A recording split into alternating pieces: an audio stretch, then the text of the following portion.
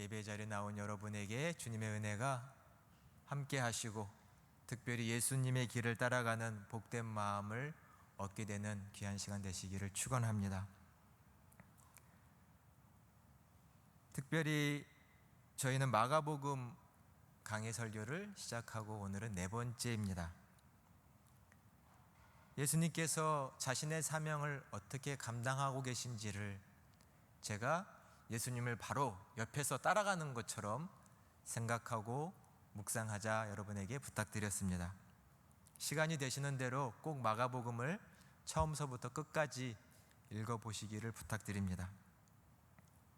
우리는 지금 100세 시대를 살고 있다고 말합니다. 100세. 여기 계신 특히 우리 청년들은 100세 감히 상상이 안 가시죠? 지금 이제 20대, 30대신데 100세라니. 그러나 너무나 많은 사람들이 100세 시대를 살고 있다. 그만큼 과학과 의학기술이 좋아졌다라는 것이죠. 여러분, 이제는 주변에서 쉽게 90세 이상을 사시는 분들의 얘기를 많이 듣게 됩니다. 물론 그분들이 건강이 엄청 쌩쌩하고 활력이 있으시진 않을 수 있지만 그래도 90세 이상 사시는 분들의 얘기를 자주 듣게 됩니다. 그죠?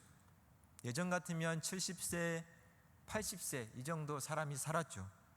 성경에도 보면 사람이 강건하면 80세다 이런 말이 있을 정도로 보통 사람의 수명이 그 정도였는데 이제는 90세 이상 살아가는 분들이 많습니다.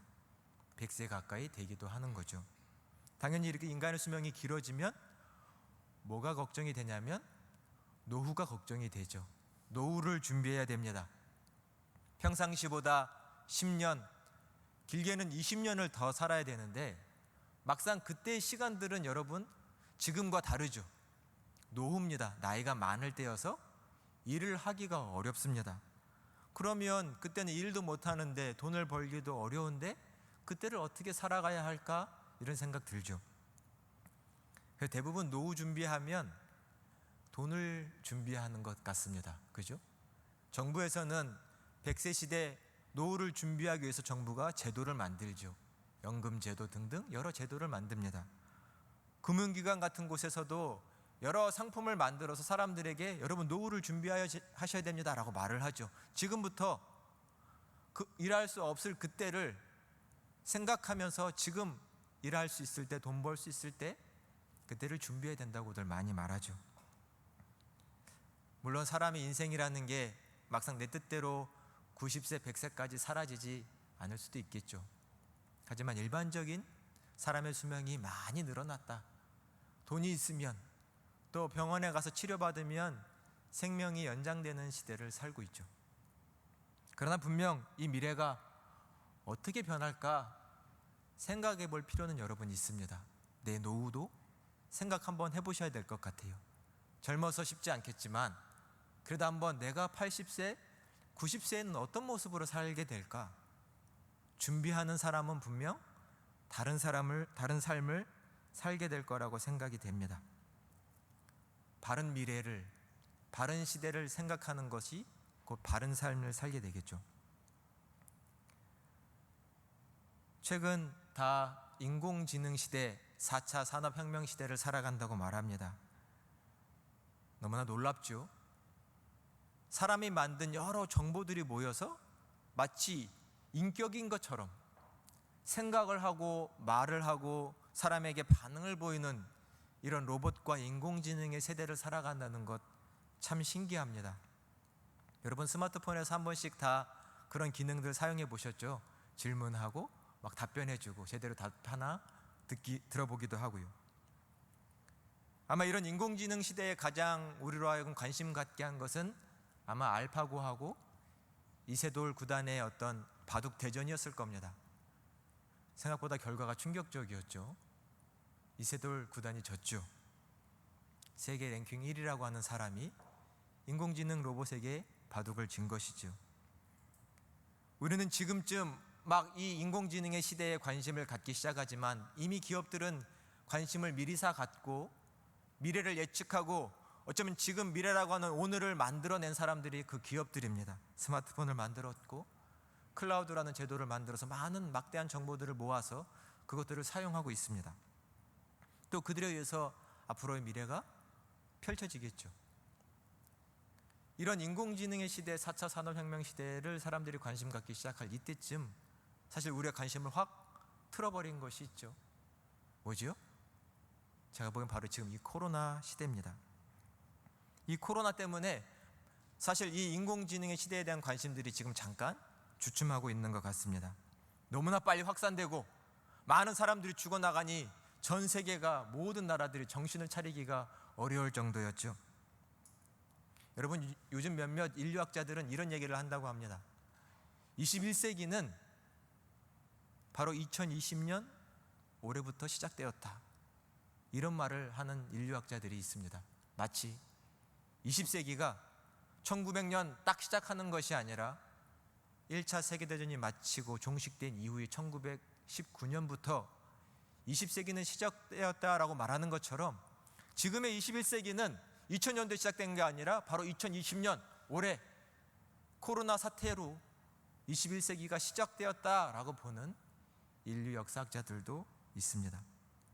그만큼 지금 코로나의 사태는 우리에게 지대한 영향을 미친 거죠.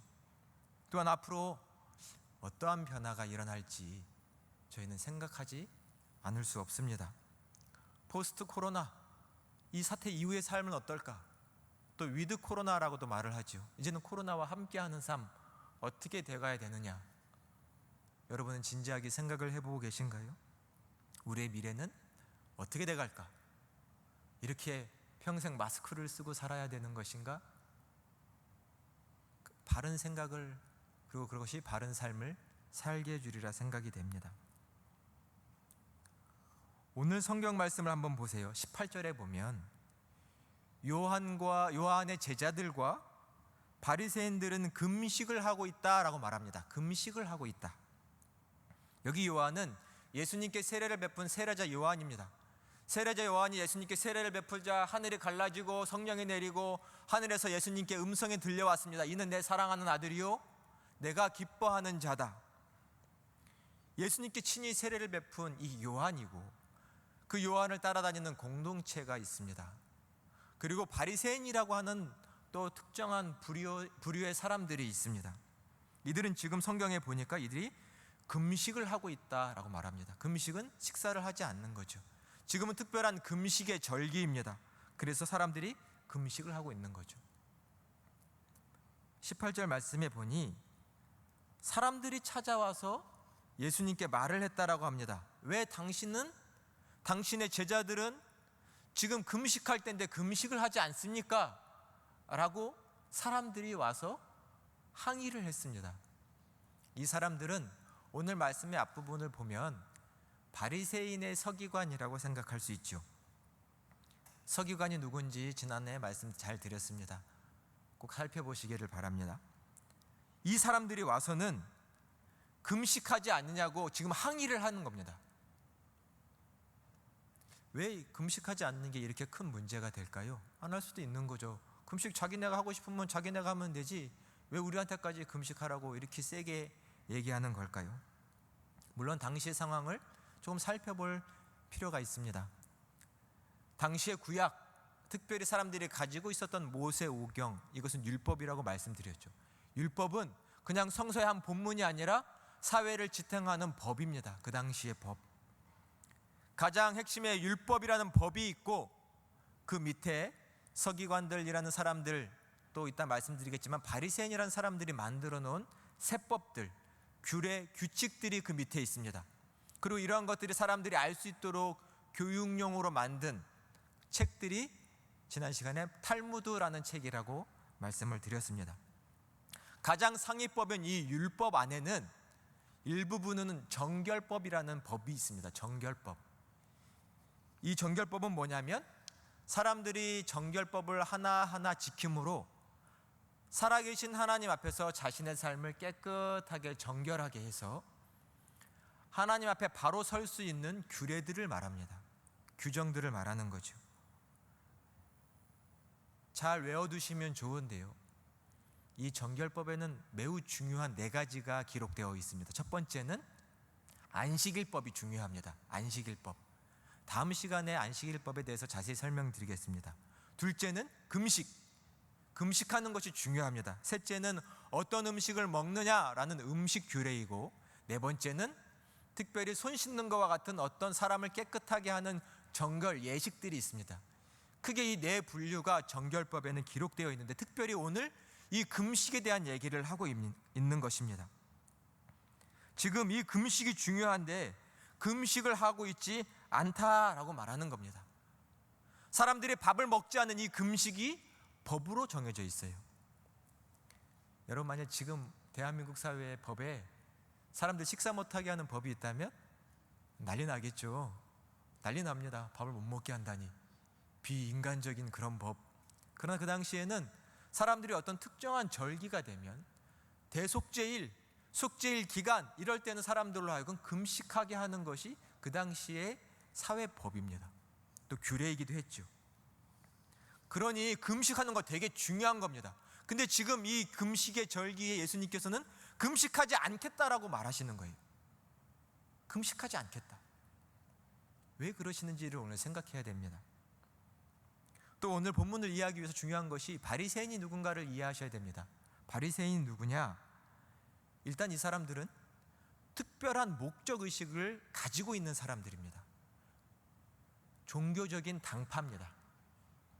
종교적인 당파죠. 성서를 이해하시면 바리새파가 있고, 또 한편에는 그들과 맞서 있는 사두개인, 사두개파라는 것이 복음서에 나옵니다. 바리새인 하면 특징은 이 사람들은 사람이 죽었다가 다시 살아날 수 있다, 부활을 믿는 사람들이고, 반대로 사두개인들은 사람이 죽으면 부활은 없다라고 믿는 사람들입니다. 이런 종교적인, 신학적인 노선이 다른 종교적 당파가 이 바리새파, 바리새인이라고 하는 사람들입니다. 이들은 당연히 정치적인 힘도 가지고 있습니다. 바리새인이라는 말 자체가 어떤 뜻이냐면 구별된 사람들, 이런 뜻입니다. 구별된 사람들.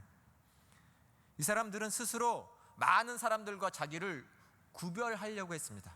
구별해서 바르게, 더 깨끗하게 살려고 노력한 사람들이고, 그러다 보니 스스로를 다른 사람, 구별된 사람이라고 의식을 하기도 했습니다.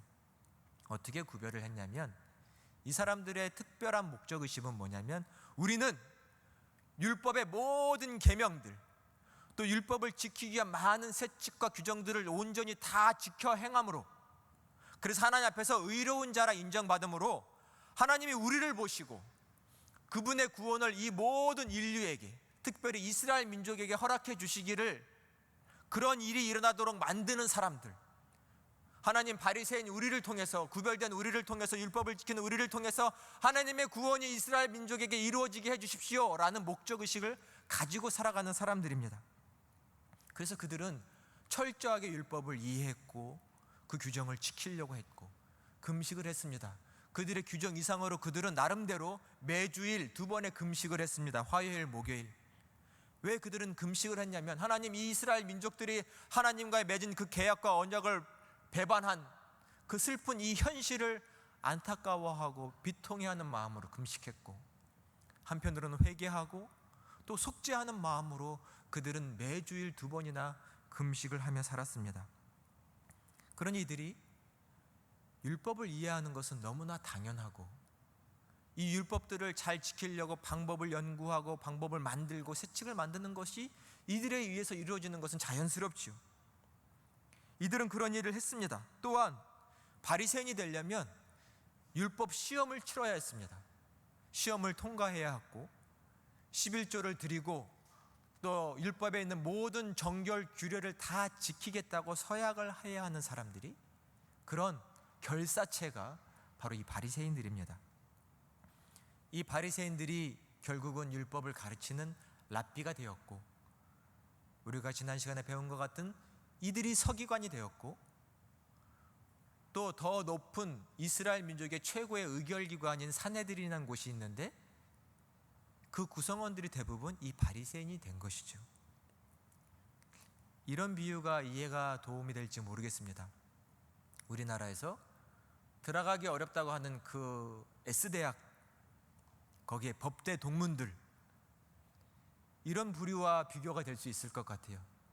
그 법대 동문들이 이 땅에서 법을 가르치고 법을 개정하고 법을 만들고 법을 집행하고 또 그들 몇몇은 정치를 해서 이 땅을 정치하죠.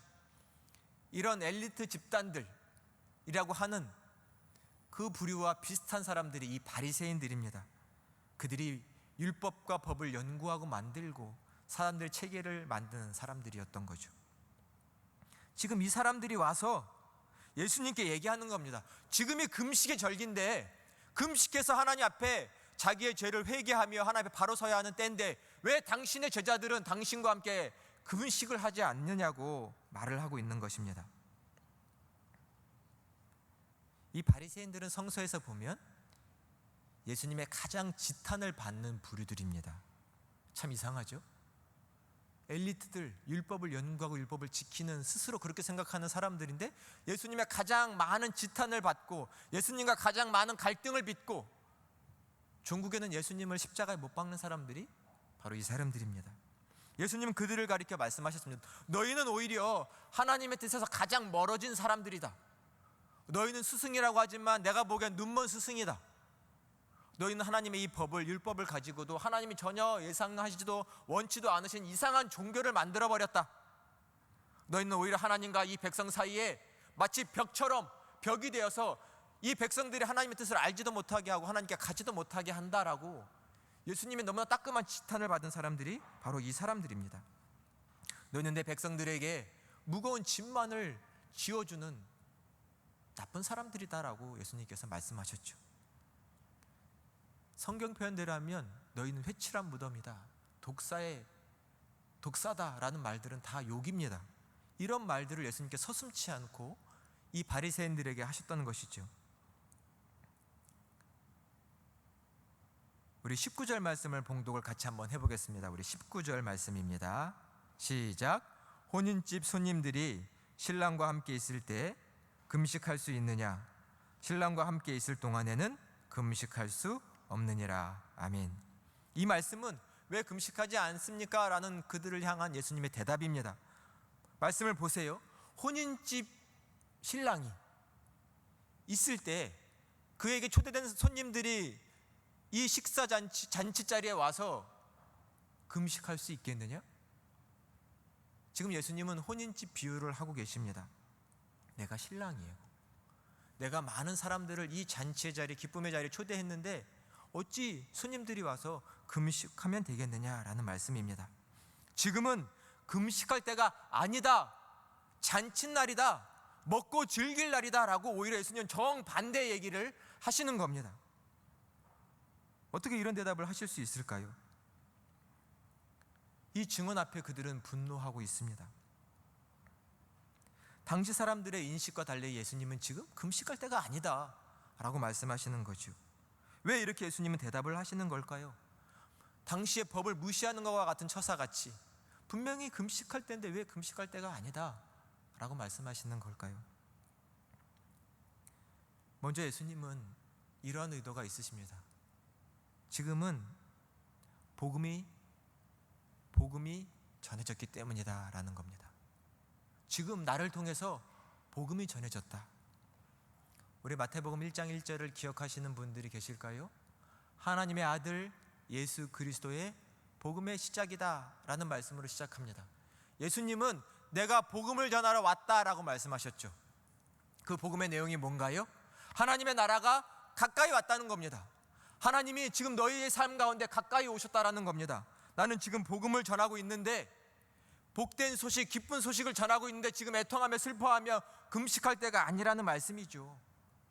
지금은 기쁨의 날이라는 겁니다. 너희가 지금 때를 분간하지 못하고 있다는 겁니다. 애통할 때가 아닌 기뻐할 때, 금식할 때가 아닌 잔치 벌이며 먹고 마시며 행복해야 할 때라고 지금 예수님이 말씀하시는 겁니다. 그러니 너희가 눈을 떠서 지금이 어떠한 때인지를 보라 라는 말씀을 하고 계신 거죠. 구약 성경에 보면 이스라엘 민족들이 하나님께서 출애굽, 이집트를 탈출하게 하셔서 약속의 땅에 들어가게 하신 다음에 이스라엘 백성들은 하나님을 온전히 섬기지 않고 여러 우상들, 이방신들을 섬겼습니다. 그래서 하나님께서 심판하시고 진노하셔서 그들이 여러 이방의 제국들에게 멸망당하고 팔려가게 하셨죠. 포로로 많은 나라들, 특히 바벨론, 페르시아 이런 나라들로 다 팔려가게 만드셨습니다. 그제서야 그 민족들은 자기의 죄를 회개하며 돌이켜서 하나님이 우리를 구원해 주시기를, 우리를 건져서 다시금 본국으로, 자기들의 땅으로 돌아가게 해주실 것을 간곡하게 부탁했습니다. 그때 하나님께서는 많은 예언자들을 통해서 너희가 정한 때가 되면, 너희가 마땅히 받아야 할 그 많은 죄값을 다 치르면 내가 너희를 건져내서 다시금 약속의 땅으로 돌아가게 하겠다라고 약속해 주셨죠. 하나님이 예언자들을 통해서 이 약속을 하실 때 주시는 비유가 잔치의 비유고 혼인식의 비유입니다. 그날은 잔치날 같이 너희가 기뻐할 거다.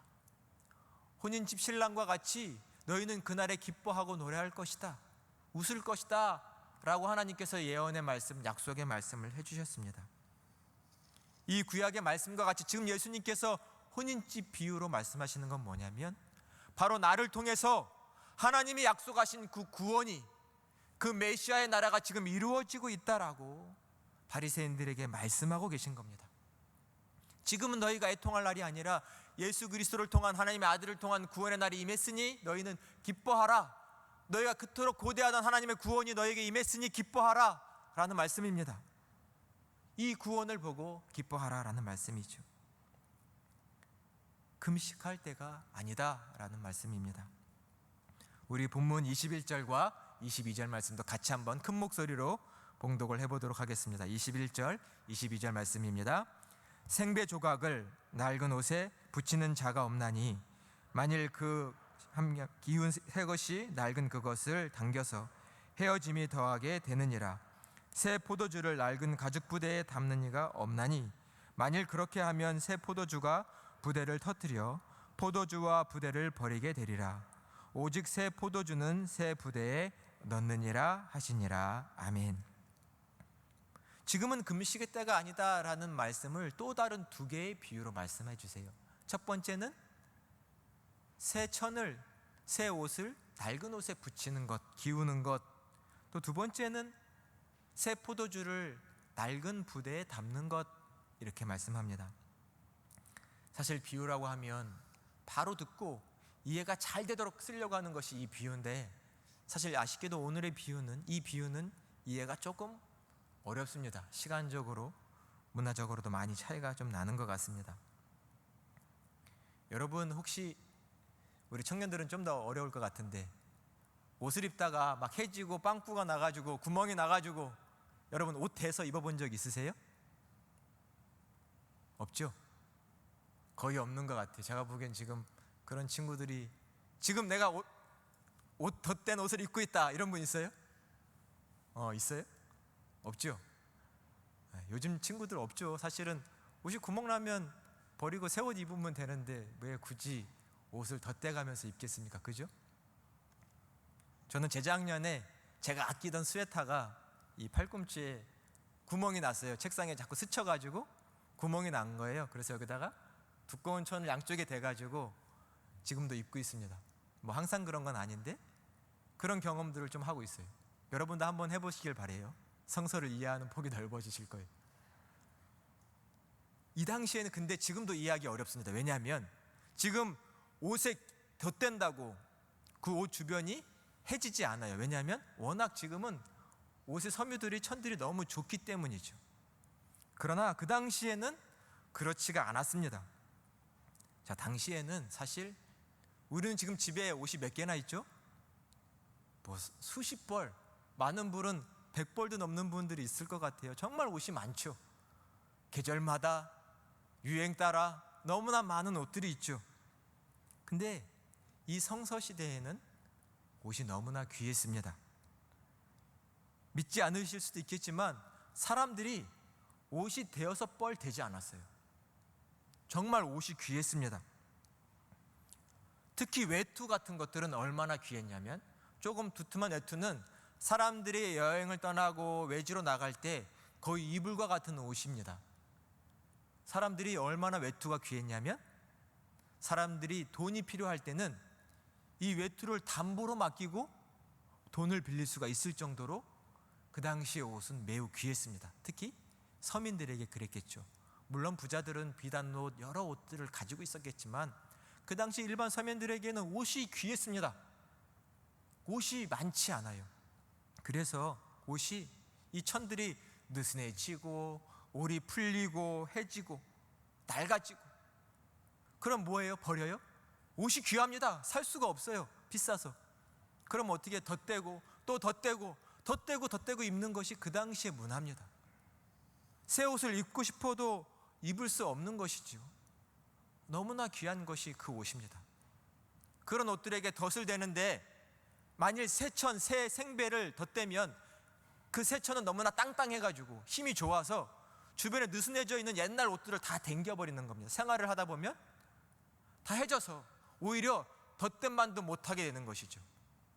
그래서 말씀해 보니 옛 옷들에게는 생배, 새천을 덧대는 것이 아니다 라고 말을 하는 겁니다. 옛 옷에서는 옛 천들을 덧대는 것이죠. 낡은 천들을. 어울리지 않는 일 하지 말라는 거죠.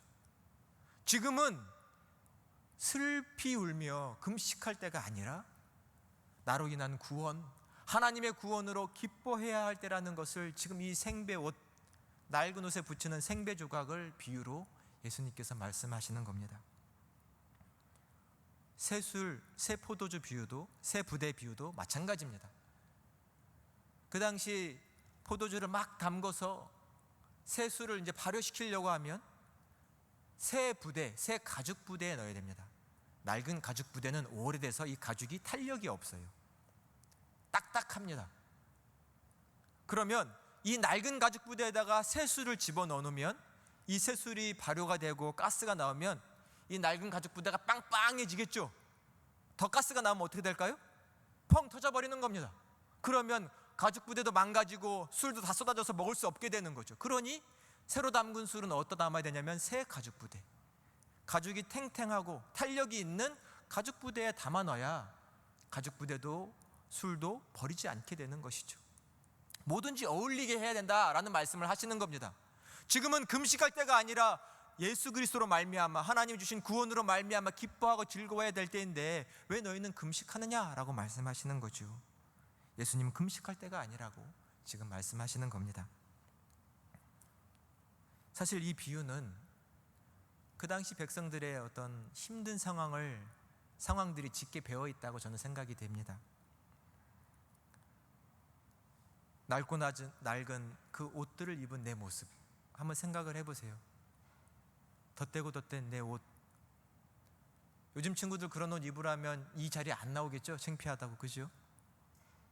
여성분들 그렇잖아요. 가끔 조금만 내 피부가 안 좋아지고 머릿결이 안 좋아진 것만 봐도 속상하고 기분이 우울한데, 초라한 내 옷을 보고 내 처지를 보고 갈아입고 싶어도 새 옷을 입고 싶어도 입을 수 없는 내 처지를 보면 사람의 마음이 어떨까요?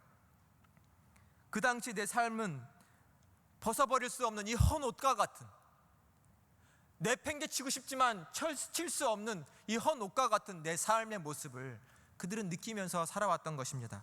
벗어버리고 싶지만 벗을 수 없는 이런 헌 옷과 같은 내 삶, 이런 갈릴리 사람들에게 예수님이 찾아오셔서 오늘 말씀하시는 거죠.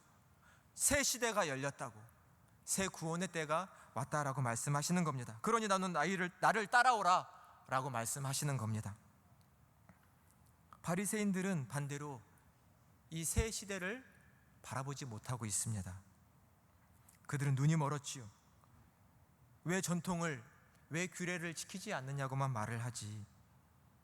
그들은 실상 하나님의 때를 보지 못하는 맹인과 같은 처지에 놓여 있는 것입니다. 낡은 옷처럼 버릴 것을 인간들이 만들어낸 전통과 규례인 것이지요. 또한 그 규례와 전통을 고집하며 따를 수밖에 없는 인간의 마음이 버려버려야 할 이런 낡은 옷과 같은 것이지요. 그것들은 하나님의 사랑에서 멀어져 있는 것입니다. 자, 이런 예수님의 말씀을 바리새인들과 서기관이 들었다면 예수님께 어떤 마음일까요? 분노할 것입니다. 우리가 지도자고 우리가 이 사회의 틀을 만들었는데, 사람들로 하여금 우리가 만든 이 세계 속에서, 세상 속에서 살게 했는데 갑자기 예수님이 오셔서 이것을 다 흔들어 버리고 사람들을 요동치게 만들고 있는 것입니다. 이들은 과연 앞으로 예수님께 어떻게 할까요? 사랑하는 여러분, 저희는 새 포도주는 새 부대에 담을 수 있는 믿음의 자세가 필요합니다. 새 술은 새 포도주에 담아야 됩니다. 옛 부대, 헌 옷, 이것들이 우리의 삶 가운데 있다면 우리는 과감하게 벗어던지고 새로운 자리로 나아갈 수 있는 용기가 필요합니다. 새 포도주를 새 부대에 담는다는 이런 하나님을 향한 순종과 역사는 오늘도 이루어져야 하는 새 역사입니다. 예수님이 계신 이 당시에만 이런 놀라운 일이 일어난 것이 아니라 지금 우리 이 시대에도 하나님은 여전히 이 일을 이루고 계십니다. 나를 따르는 자들에게, 나를 따라오라고 말씀하시는 그 순종의 메시지에 순종하는 자들에게 하나님은 지금도 이 역사를 이루고 계십니다. 왜냐하면 하나님은 지금도 살아계시기 때문입니다. 하나님의 이 구원의 역사, 이 현재적인 구원의 역사에 눈먼 자들이 다 옛 것입니다. 하나님의 역사를 보지 못하는 것이 다 옛 것입니다. 우리의 삶을 다시금 돌아보셔야 됩니다. 복음을 담지 못하는 것들이 무엇인지, 복음에 어울리지 않는 것이 무엇인지를 돌아보셔야 됩니다. 말로만 복음으로 하는 것이 아니라 진실로 복음에 어울리지 않는 그 모든 것을 다 벗어버려야 됩니다. 꼭 기억을 해야 됩니다. 인간이 만든 것은 다 낡아집니다. 그죠? 다 굳어집니다. 시간이 지나면 다 굳어집니다. 벗어버릴 용기만 우리에게는 남아 있습니다. 내 삶이, 우리의 교회가 어떤지 한번 돌아보셔야 될 것 같습니다. 우리의 교회는 굳어져 가고 있진 않은지, 내 신앙의 삶은 굳어져 가고 있지 않은지, 생명을 잃고 낡아져서 덧되고 덧된 추러한 모습으로 살아가고 있지는 않은지를 생각해 봐야 됩니다. 내 삶에 지금 복음인지 종교적인 예식만이 남아있는지, 내 삶은 잔치자리와 같은 기쁨이 가득한지, 재판장같이 옳고 그름만 따지고 있는 정죄의 자리가 되고 있는지, 하나님 앞에 서서 바른 삶을 살아가고 있는지, 교만해진 내 마음만을 섬기고 있는 삶을 살아가고 있는지, 저희는 이 예수님의 음성 앞에서 깊게 생각을 해봐야 됩니다. 지금은 금식할 때가 아니고 나와 함께 기뻐해야 할 때다. 복음 앞에서 춤춰야 할 때다. 여러분은 지금 내 삶 가운데 가까이 오신 하나님의 나라와 복음으로 인해서 기쁜 삶을 살고 계신가요?